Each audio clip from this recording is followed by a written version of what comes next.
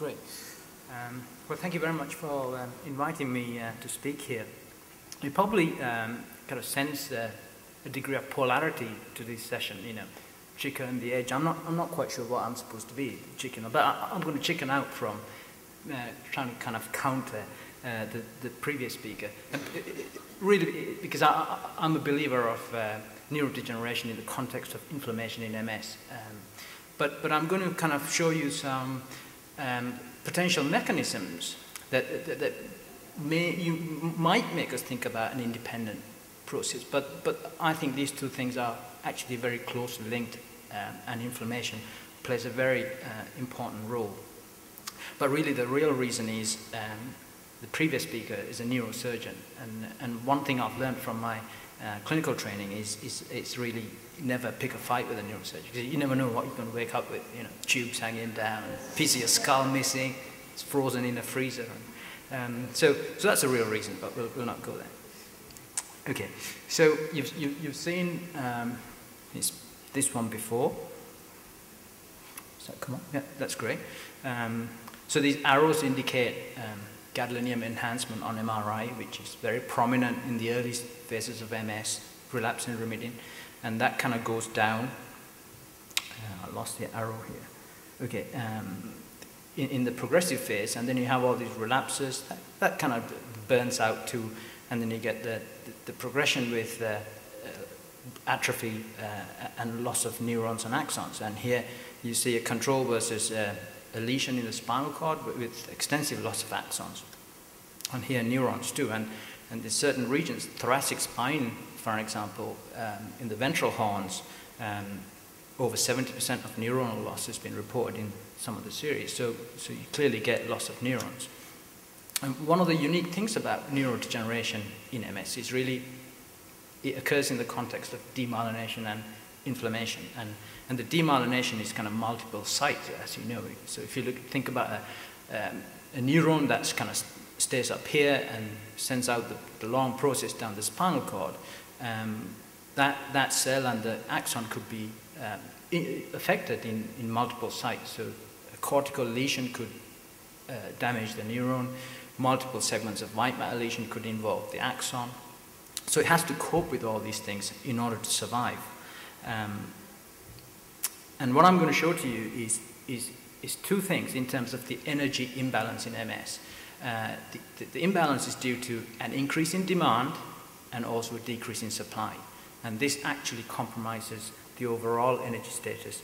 And this kind of energy, or the mitochondrial injury, was alluded to in the literature, and Professor Hans Lussmann with a hypoxia-like injury that you heard in the previous talk, and also from Cleveland in Ohio, from Bruce Drapp, introducing a virtual hypoxia, but essentially kind of referring to a mitochondrial injury or an energy deficient state.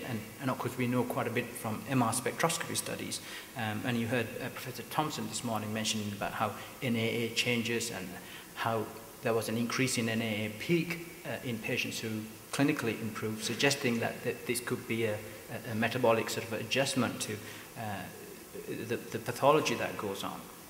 And I think, you know, in terms of history, we should perhaps pay credit to Anita Harding, who sort of introduced mitochondria into the MS field in the recent history, in any case. So, and she sort of recognized these patients who had a genetic problem with mitochondria, causing Leber's hereditary optic neuropathy, go blind, young people, who also developed MS. And this seems to be more than a coincidence, and it's now referred to as Harding's disease. So, and there's interesting hypotheses put forward, but this is kind of an interesting proposal that the mitochondria may be playing a role in multiple sclerosis.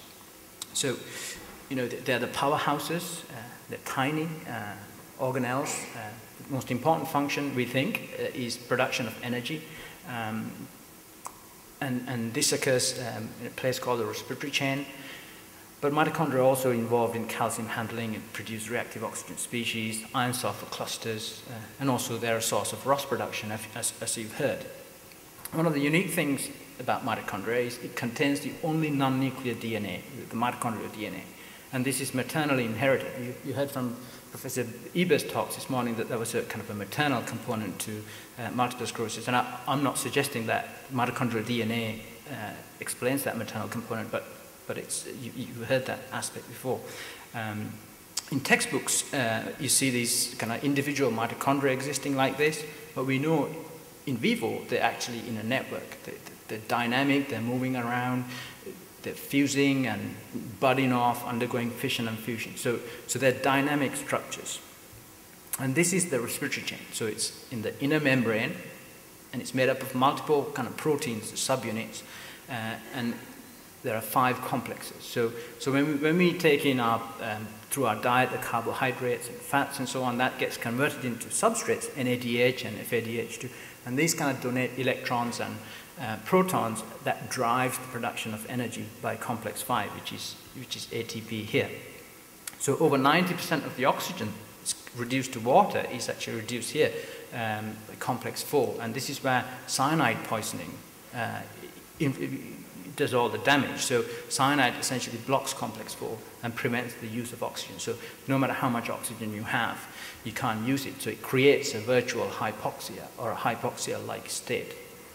And similarly, if you have a problem with this complex, because it's not assembled properly or it's been damaged, you can get a hypoxia or a hypoxia-like state. And we know in vivo there are a number of inhibitors. So nitric oxide is one, hydrogen sulfide is another that inhibit this complex. It has physiological roles too, but if there's too much of this, then that's detrimental. And poisons such as acide that used to be in car airbags when they were first designed, and cyanide, of course, and also carbon monoxide. So in terms of the mitochondrial injury, there's several reports, and I'm just going to go through the different types of mitochondrial injury, and then really focus on mitochondrial DNA. Now, this is a microarray study, so we've taken non-lesioned motor cortex, so it's got lots of motor neurons in there, homogenized, and looked at the RNA, so that's the message from the DNA to produce the protein, and they found a number of these, the message for a number of the complexes, so 1, 3, 4, and 5 that I've shown you in one of the previous slides, have been decreased. And this decrease was actually linked with a problem with the enzyme activity. So if you look at complex 1 and 3 here, the activity of these were also decreased, but they couldn't detect a decrease here with 4. And there are other studies where they're described in the past with oxidative damage to mitochondrial DNA in the white matter, and more recent studies you heard in the previous talk, and I haven't really gone into that.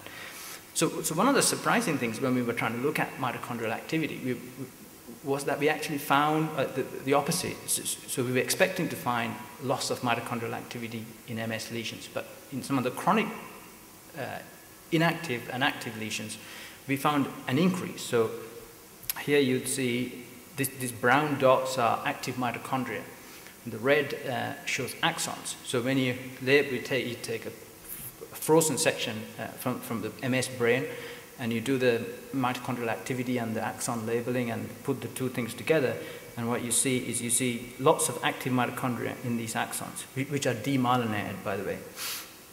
But if you look at injured axons using a marker of axonal injury, APP, you don't detect any brown dots in that axon here.